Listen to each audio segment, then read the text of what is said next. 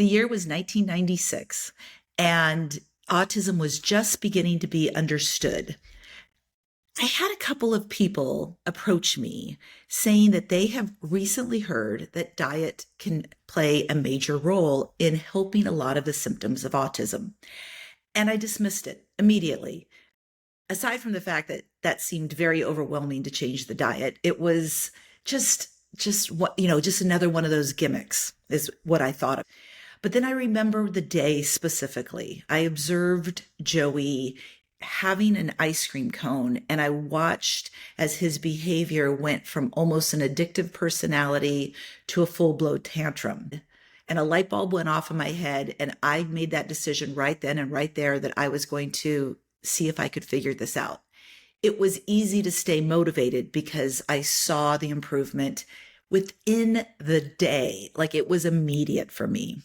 So that is when I began my picky eating journey. And when I later married Dr. John Hicks, and we worked together kind of as a team to help a lot of his clients be able to have a kind of a guideline for picky eaters. So I developed a class, but then I love these online classes. They're absolutely so wonderful so that people can do it at their time, but I don't get connection with the people that I speak with. So with my guest today, Natalie Luna, I asked her if she would be willing to come on because she did do the class and she has made changes in her household. And I brought her on today because not that this is not necessarily a lecture on picky eating. This is a lecture of the mindset that kind of goes into what pushes us to go into specific therapies, what pushes us. How many times do we have to hear it before we kind of make that step? And I really kind of want to ask Natalie the questions instead of me just making the assumptions. So Natalie, thank you for joining us today. Thank you for having me. Natalie is a new friend of mine. I met her. This is actually kind of funny, Natalie, how we met, because she reached out saying, "Hey, I know you have a daughter that lives in Napa. We're going to be doing an autism walk." And I'm like, "That's great, but I don't go see her that often." And it turned out in circumstances that I was going to be there right when the walk was going to happen. So I had the privilege of going to Natalie's autism walk for Beyond the Label, which is she's co-founded as an incredible organization. So after the walk was over, I sat down with Natalie and Raquel, and we started talking about the topic of food. And it was really interesting to see you, Natalie, because I could tell in just the way, like, you didn't need convincing. You didn't need convincing that it would be a good intervention to do to start kind of changing the diet. You needed convincing that you could do it. I mean, is that the best way to describe it? Yes. I, all three of my sons are autistic and very, very different. And I had just started kind of going down the journey with one of my sons, Jack, who has pica, and he started having like skin discolorizations and things going on. We were doing like some testing through his regular pediatrician, and I started seeing a homeopathic doctor just to dive more into kind of understanding him. We've tried all the traditional therapies, and a lot of stuff wasn't working. And so I've been a big fan of yours for quite a few years. And when we were talking, I had like watched some of your picky eating stuff on your social media, but I always thought like, oh, my life is just too overwhelming. I can't even dive into that. Like, I wouldn't even know where to begin. And when my twins were younger, they're almost 7 now, they were very healthy eaters. I mean, hummus and like no processed foods and stuff until I can't really put my finger down. I think it was around like 2 years old. They just got really, really picky. And I don't know if I got stressed, but it was easier to give them easier snacks and food. And pretty soon they didn't want to eat a lot of stuff. So, but once I talked to you, it kind of gave me that motivation that I could do it, even if it was small steps. And that's what we've been doing. We started very, very small, but we're making those changes, and yeah, we're seeing some progress. Not perfection, but progress. And that's everything. You know, the thing is with the overwhelmed feeling, we all get that because it's not easy doing all that we do. And you have three special, unique individuals, and I know they're all unique and very, very different. So you have to keep all of that straight, all of the caregiving, all of everything that you're trying to do. The thought of having to make a change can be very overwhelming. And I gotta say, this is where I get a little perturbed with a lot of the social media posts that I will see where they basically call defeat before you've even begun, in the sense of, well, it's autism. They're just going to be this way. And that's a very defeated, arguing for your limitations kind of an attitude. The issue of picky eating perpetuates the problem when the foods that they become picky with make it more addictive and more difficult to transition. And that 2-year-old thing is something I hear all the time. It's when all of a sudden all of these chemicals that have been literally manufactured to make you addicted to them start getting into their diet. And it's so funny because a lot of parents that I talk to that really did not let their children have outside food and they made everything from scratch from the beginning. Eventually, these kids go out. They go out and they live and they go to friends' houses and they're at school and things are being dished out to them now. And now they've had like a little taste of that and it becomes really hard to kind of reel it in. So the point of it being is that, like you said, I think this is really important. My kids were great eaters. They were eating a vast amount of foods. And then it was the addiction of these chemical foods that kind of came in and robbed them of that.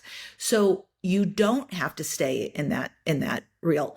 Can you talk about maybe one thing that you did that you felt made a big difference? And I bet it's different for each child too. Like I bet every single child had a different story. Yes, yes. So when I did your course, and what I loved was the short videos. So I take one of my sons loves to go to the park every day. So it took me probably about a month to get through the course because I would watch a few of the videos while he was at the park. He likes to like pick grass and things and kind of do his own thing for a while. So I could sit and listen to those short videos, or if I was like going for a walk or something. So as I was listening to your course, I already started kind of looking through my pantry, reading more at the labels. And some of this stuff was things I already knew, but I just had kind of was not going to worry or think about it. Even like the bacon my kids love bacon. And I would get like at Costco, the pre-made bacon that I just had to heat up on the pan. Because by the way, I hate to cook. I do not like to cook at all. I am Fair. not creative in the kitchen. It gives me anxiety and causes me stress. So it's not something I enjoy doing whatsoever. I am getting better. But so I started mainly looking at labels. Like I started going to Whole Foods and buying bacon from the butcher and getting some of my meats and stuff at Whole Foods. I'm still buying a lot of my meats pre-marinated from Whole Foods from the butcher just because I'm not as creative with. I just actually tried yesterday marinating some chicken, so we'll see how it turns out today. But my first step was that, and then my next step was my kids eat no vegetables, and I'm not a big vegetable eater. So my next step was I was going to integrate into every dinner a vegetable, and I was going to have them try it. Wow. And me and my husband were going to eat them too. So it's been good for both of us. Yeah. And I went from making like a lot of my dinners were nothing wrong with this, but like pre-made, like Trader Joe's, where I could just throw it on the pan and cook it up and things like that, to doing like brown rice in the crock pot with the meat and some vegetables. And my vegetables still they consist of just olive oil, salt, and pepper, and I bake them in the oven. And I'm trying all different vegetables, but that's adventurous. And I got really good olive oil. I remember in your course, you told me that I had no idea how old my olive oil was in my kitchen. So I bought good olive oil, which I've now been going through a lot faster. And so the first few, and I remember you talking about having it be like the piece for my kids to try, like the size of a pinky nail, like very small. And at first with my youngest, who has a lot of language, and my youngest twin, who's non-speaking, just getting them to sniff it and kiss it was a huge deal. They would not even put it in their mouth. My youngest gagged a lot, but I was just very consistent on, you just have to sniff it and give it a kiss. And then we've kind of progressed from there. So they're not to the point of really asking me for more of anything. But my youngest will put the piece in his mouth, chew it up, and swallow it. My middle's non-speaking Jack, he will put it in his mouth. He doesn't always chew it and swallow it, but that was huge for him because it took him a really long time to even get him to put it in his mouth. Which is crazy because he puts everything in his mouth. He has pica, like literally everything non-edible goes in his mouth. But when it came to, he would pick it up and off his plate and like move it to the side. Like, yeah, I want nothing to do with this. But now he will. And sometimes he'll chew it and swallow it. And then my oldest twin, Grant, he is much more willing to try things. But he would take the bite, chew it up, and swallow it. So now with him, I'm giving bigger portions. And he's eating all of that vegetable portion. And I've started doing meats too. So I do like 2 bites now. So I'll do a meat and a vegetable, or and anyway, but I mean, they're still eating lots of like quesadillas. My kids love quesadillas. Like, I would love to eventually transition from some of the dairy and gluten. We're nowhere near there yet. But I've made my focus kind of dinner and trying a vegetable and some different meats and things like that. And we're kind of at still the 1 bite, but a little more. It's very slow process. I love it. I think this is perfect. I think you're doing everything amazing. And that is such a great transition into everything. And every day, you know, you're going to learn something different and new. And I want to talk about cooking because that's a big commonality. I remember when my children, because you probably are not that far in age of my children, but I remember when my children were in middle school or high school, and they had home economics, and they were teaching them how to make like snack mixes and like Rice Krispie treats and things like this. And I was like, I remember just going to the teacher like, could we teach them how to roast a chicken? Could we teach them how to cook a vegetable? Could we teach them how to make soup? And they laughed at me. And they're like, we don't have a budget for that. And I was just like, wow, that's rough because people don't know how to cook. And this is a bigger issue than I had ever anticipated. Cooking in general, though, I was once a horrible cook. Cooking to me was a motivation because I really, really love food and I really love to eat well. And I was living in Wisconsin and I just didn't have access to anything that was good. So I had to learn to cook if I wanted to eat well. And the amount of mistakes I made was probably once a week. The meal was not so great. I usually hit it about 6 times a week. But that's how you learn. I mean, that's what you learn, what you can do and what you can't do. But you hit it really importantly with the point about the olive oil, because a lot of people's olive oils are rancid. And when they get a really good, fresh tasting olive oil and they have a really nice like salt, pepper, maybe a seasoning salt that, you know, doesn't have MSG in it, something more natural. And then you're buying like a good piece of meat, something that's a solid, flavorful piece of meat, you almost can't go wrong. It's like, it's so much more of the ingredients than it just is of the cooking. It's the ingredients that you're buying, if they have flavor to them, because there are meats that have terrible flavors to them. And then there are meats that are phenomenal. So I think people put it across the board. That's what all hamburger tastes like. That's what all pot roast will taste like. But your meal's only as good as your ingredients. So that's something to always keep in mind if you struggle with that. But I then want to talk about quesadillas because that is a really common food that a lot of the kids like. And quesadillas are a great way to start making it more into a healthy thing. Now, tell me specifically, are we looking at a flour tortilla with just cheese and nothing else in there? Is that what you're looking at for the quesadilla? Yes. Sometimes I have been putting in a little bit of meat, like really finely chopping it up and putting it in there. Perfect. Sometimes they'll eat it. Perfect. Sometimes they'll pick it out. but usually they will eat it. And I did try to experiment with a quesadilla that was almond flour. Yeah. And two of my boys ate it, no problem with the cheese in. And then Grant, who's my least picky eater, wanted nothing to do with that. He knew right away that it was like a different texture or something, and he did not want to eat it. But the other two Yeah. ate it no problem at all, which was surprising because they're my more picky of the two of More. the three. Yeah. Everything else, Interesting. yes. Yeah, it's always so interesting, the different hangups that different kids get. One thing that I really recommend for those quesadillas, and this is something you can do, I know you can do this one, is pick up some cilantro and get it home, rinse it off a little bit, dry it. Don't let it sit in the moisture or it'll get brown. And start just chop it up as fine as you can possibly chop it up, and then put it in some sort of a container with a lid. And every time you make a quesadilla, sprinkle some of that cilantro in there. There's so many minerals and vitamins in that cilantro, and even though I know it's green. So will any of your kids possibly eat a piece of cilantro? So I forgot. That is cilantro and parsley. I remember from your class, the fresh herbs you recommended. So those are the two I buy, and I do chop those up and put those sometimes on the vegetables or in the brown rice with bone broth. So yeah, Great. they will, the brown rice, they don't really love. They don't really like rice, but will get them sometimes to take a bite. Hmm. So they're not opposed to it if I chop it up pretty like fine. Great. Okay. Yeah. So that's why the quesadilla can be a great place to do it. And Okay. if you've got an extremely picky eater who is totally freaked out, in fact, the first time you do it, Natalie, I literally recommend only one tiny leaf. Just put one tiny leaf in there. And Okay. and if I don't know the personalities of your boys, but you could do it is show them the cilantro. Okay.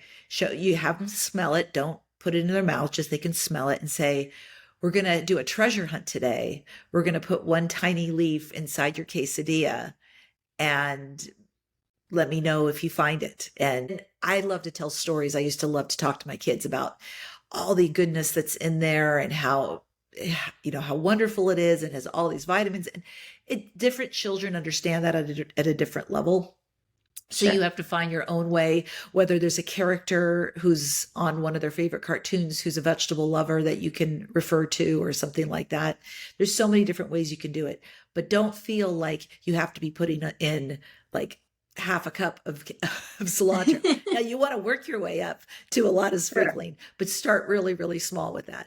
Is there anything else that they like that you would like to find a more nutritious version of?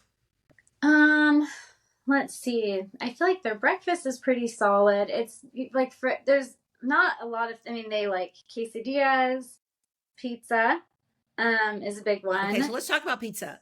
Let's talk Okay. about pizza. So, but you're buying your pizza. You're not, Yes. A I'm lot of assuming times you're I'm not. buying it. Okay. Yes, for pizza. Yeah. Sometimes we make Okay. it. We'll do the Uh, dough, and they do like to make it, but then they don't tend to eat as much of it when we make it ourselves. the reason I talk about if you're making your own pizza is because pizza sauce is a great way to disguise vegetables. You just have to puree it. So you can actually buy like a good organic pizza sauce, put it in the blender with maybe some sauteed zucchini, maybe even a little bit of pepper or something such as that.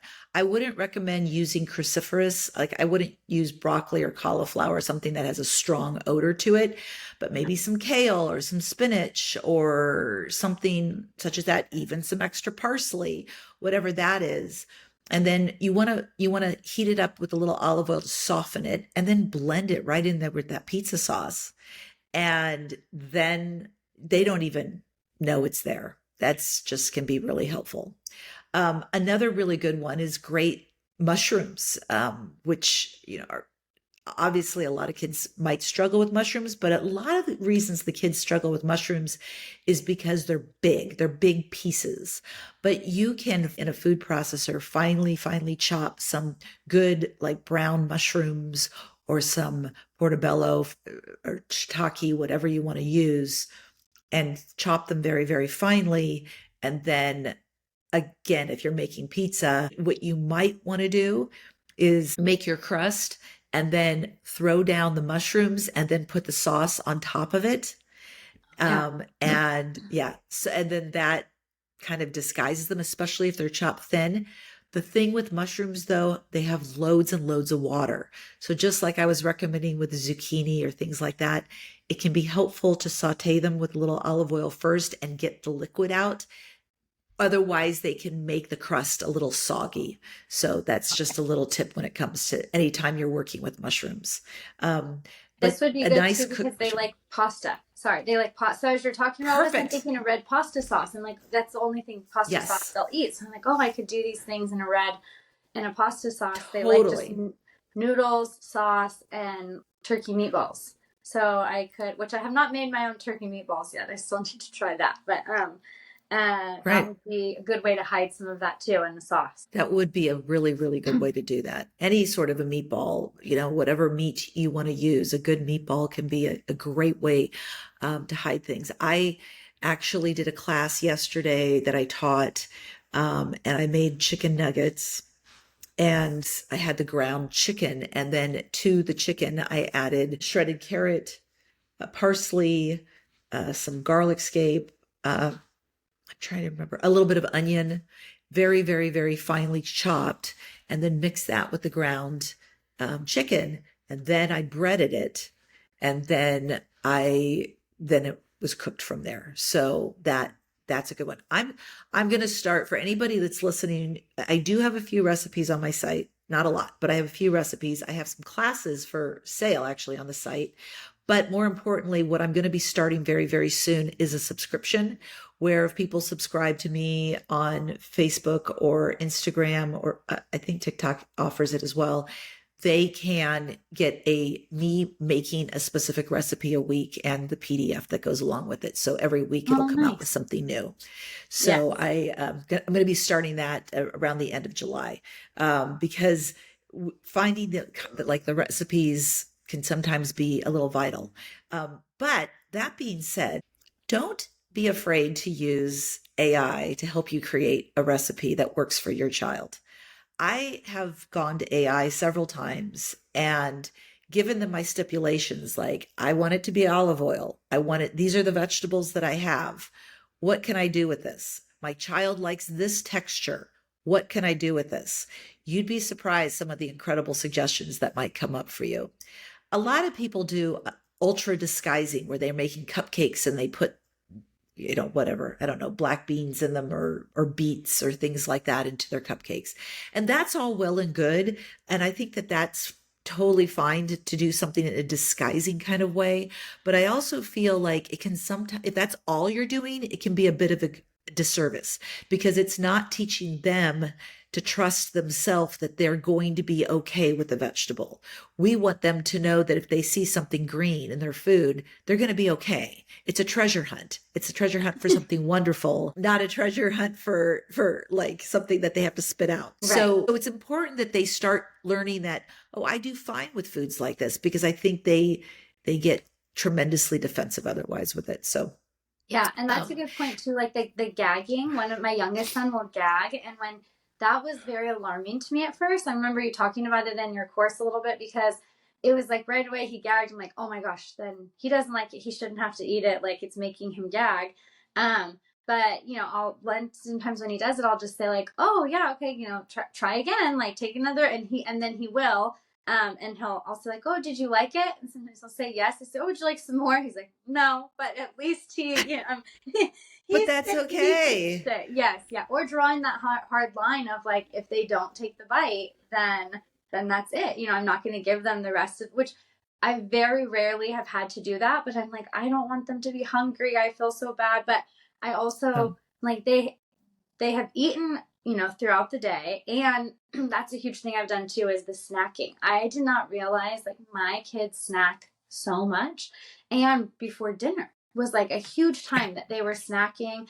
And like whenever I would go anywhere, I was like, okay, I don't want them to be hungry, so I'm packing all of this stuff, and it's all nothing wrong, like goldfish and easy things that I could give them, which I've stopped doing a lot of that, and I've started looking at we've been changing out our snacks. So like they like Ritz crackers. I found a healthier version at Whole Foods, like with less ingredients, and trying to switch those out slowly over time. And at first they wanted nothing to do with some of those, but then as those were the only options, they've been eating them now. It took a while. It took a while for them to start eating them, but they are. So, but the gagging or feeling like, oh, now they're going to be hungry, that was like mentally for me something I had to get past. You're doing so great, Natalie. You are better than I could have ever imagined. Seriously. Thank you. Okay. So let's talk about that snacking. I'm so glad you brought that up, because this is one that when I go to people's houses, I observe, and I just kind of like hold my breath as I watch mom diligently working so hard at the kitchen, making a dinner, and the kids come in that they're hungry, and then they go off with a box of crackers or chips.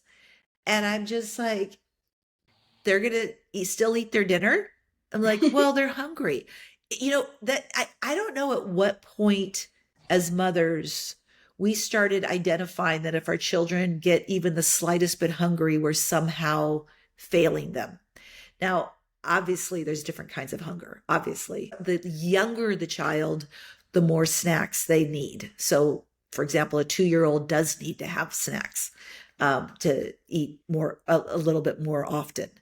But right before dinner's about to start, because this is typically what I see happen in a lot of homes when I go visit people in their homes, is they get home from school and they're super, super hungry.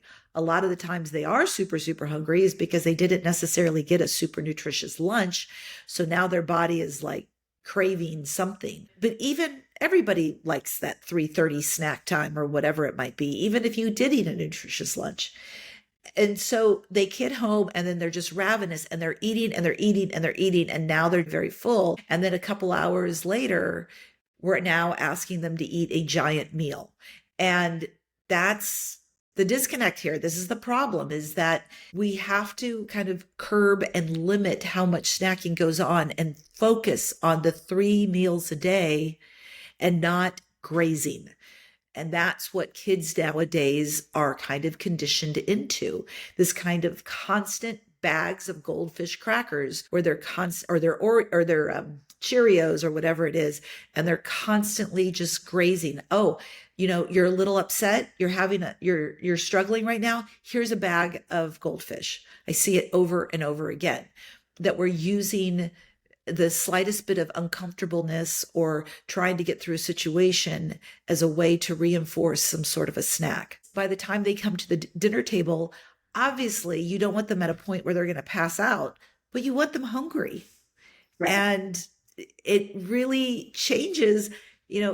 I know, I'm just speaking this firsthand. Some days I am making dinner and I am like, because I'm trying it. And then by the time dinner comes around, my husband will get so mad. He's like, well, you're not going to eat? I'm like, I'm kind of full already. Like, what? Like, why do you do this every single time? I'm like, because I was hungry when I was making it. And it was there and it looked really good. Right. But I also, I don't know about you, but I love the feeling. I think Thanksgiving dinner is one of the best analogies of this. We don't let ourselves snack, we're just like, we're building up for the big moment. It's a really satisfying gratification of when you're very hungry and now you're sitting down to all of your favorites, or things that you don't get very often. And that's kind of it too, is like, we are constantly making them their favorites over and over and over again.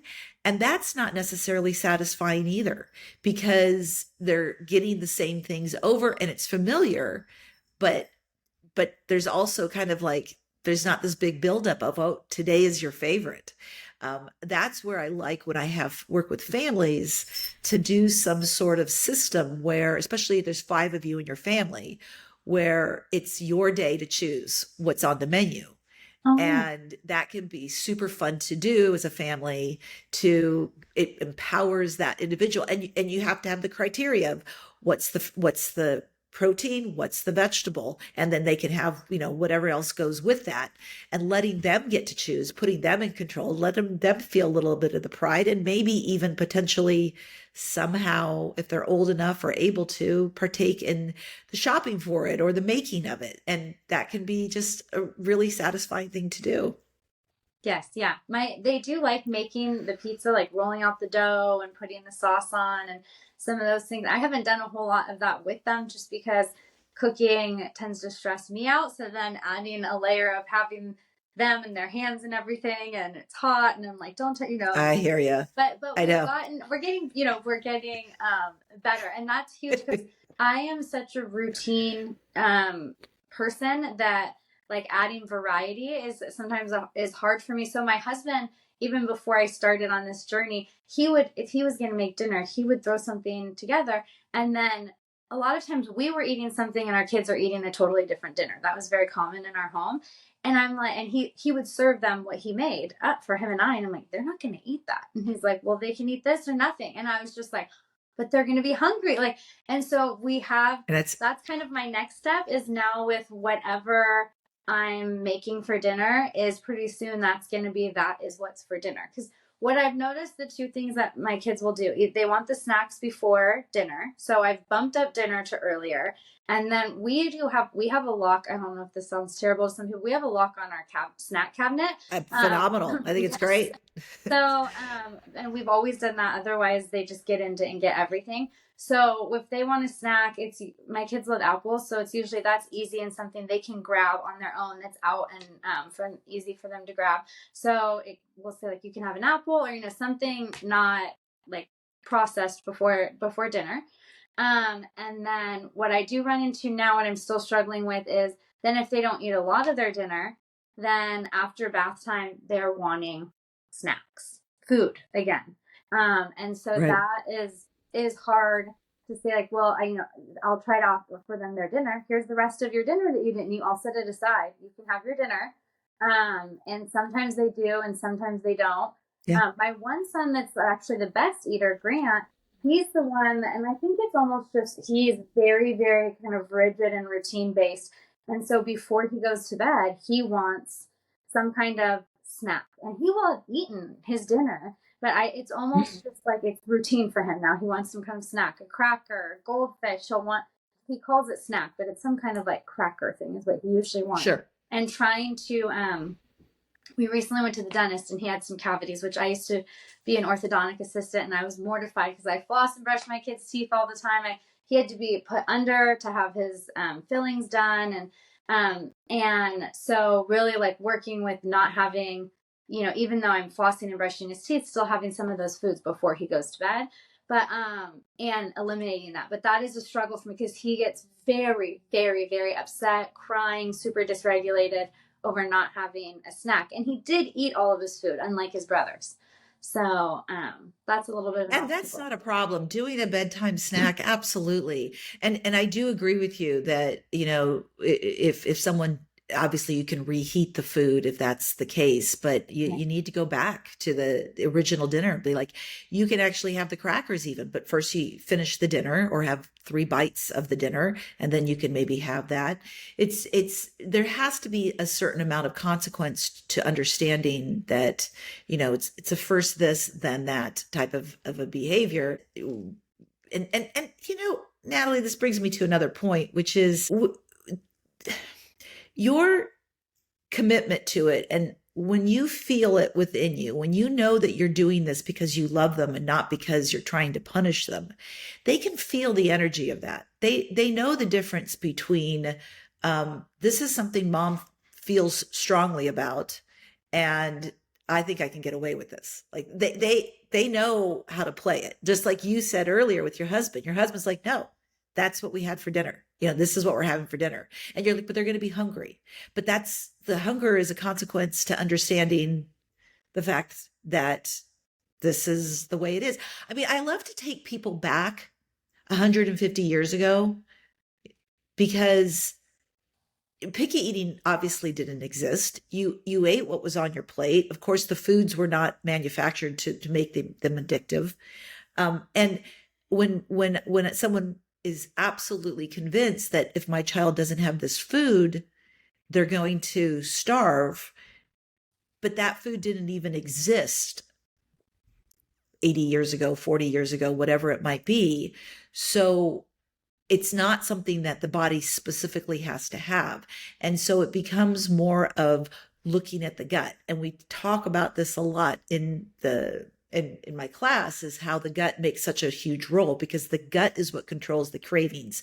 And the more messed up the gut is, the cravings that come are going to be not good ones. But when you have a really healthy gut, you start craving better foods. What about yourself? Have you noticed a difference in all of a sudden changing of liking certain things that you didn't like before?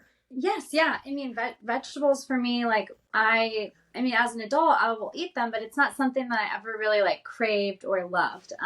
And growing up, like my grandmother was an amazing cook, Italian, but none of her stuff I would say was very healthy. It tasted delicious, but and my mom didn't like to cook, so I grew up going. You know, we live in Napa, so there's lots of wonderful restaurants. My parents, my dad, he says his hobby is eating. He loves to go out to nice restaurants. And so that was something that we did as a kid. And so I got used to eating restaurant food, which is delicious, but it's not always necessarily the most healthy, even in Napa at nice restaurants. So I always have said my favorite meal is, I call it delights, dessert. Like I love dessert. I love sweets, and I still do. It's like my weakness, but I have noticed since we've been making these changes, just even with like the proteins that I'm eating and the vegetables, like I look forward to having those, and having just more salads and making, better choices for my husband and I, because we both talk about, as our twins have more significant needs, and as they age, like we are going to need to help take care of them and be in the best health Yeah. that we can be for as long as we can, which is another motivating factor for me also. Huge. And they're getting It's bigger. huge. Yes, yeah. It's huge. I appreciate Joey. Well, for one thing, because when I put Joey on his diet when he was 3 years old, and when I saw the dramatic change in him, obviously it brought awareness to what I was eating and what my other children were going to be eating. And so it does like start educating you as a whole.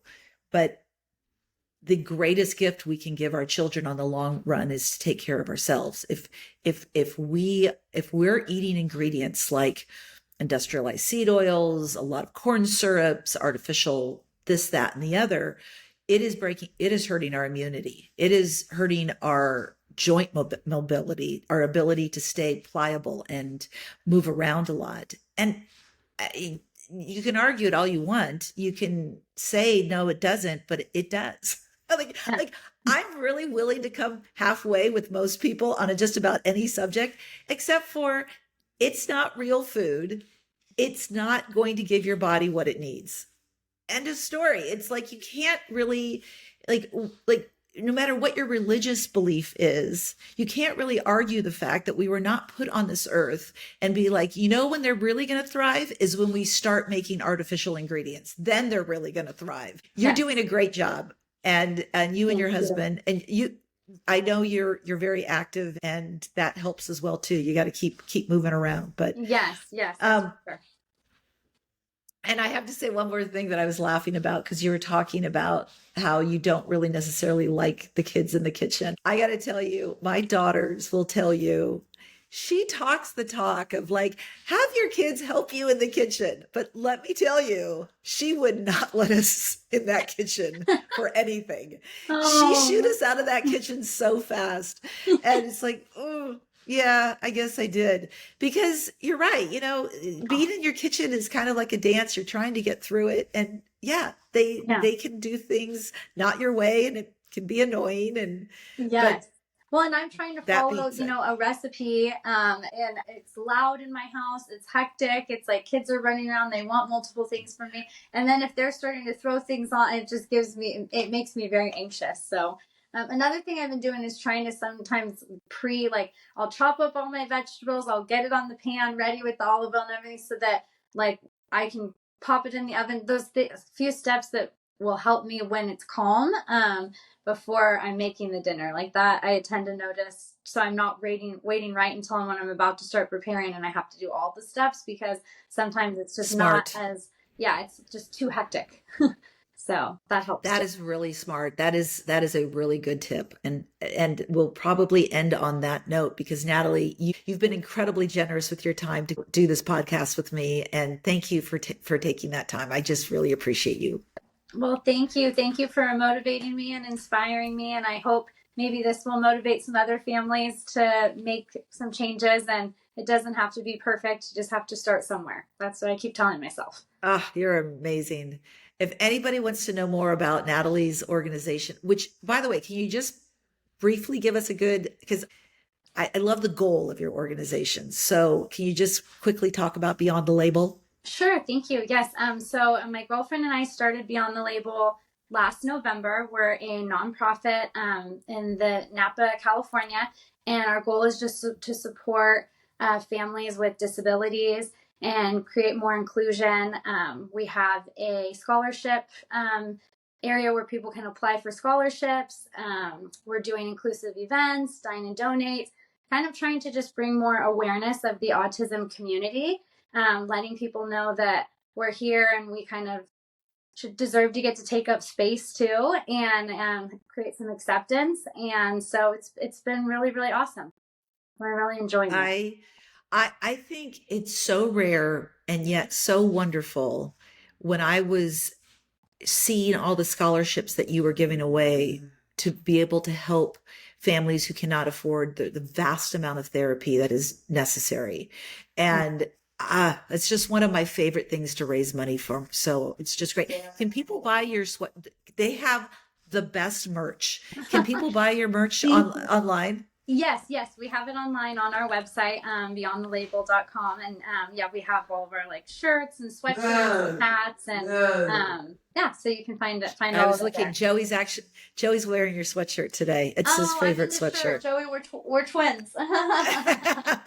It's so good. Oh. And then you are on Facebook, Instagram, is that right? Yes, Facebook and Instagram. What Yes. what those two? And as It's it's Beyond the Beyond the Label Label underscore Napa Valley. underscore. Yeah. And my co-founder Raquel, she Okay, does all of got our it. social media. She's the boss. She's amazing. She was kind of my co-pilot in recruiting you to enter the world of Yeah. healthier foods. Yeah, she inspires me. She's we the we kind of teamed up. Yes. Well, she's just amazing at everything she does, and she was the um the main person behind the label and asked me to join on with her. But anyway, she's awesome. And yeah, well, and I'm just a huge fan. So the second that I heard you were coming to our walk, I was like, oh my gosh, it was like Oh, having a celebrity so come. So it was fun. very exciting. You make me feel so good. Thank you. And I hope I can come again in the future. And I'll be in touch with you soon because I do come to Napa often. So not this time of the year because I live in paradise this time of the year. I You come should to enjoy Napa it. the other times of the year. Got Okay. it. Have a great day. Everybody will talk to you next week. Thank Thank you. you. Bye, Betsy.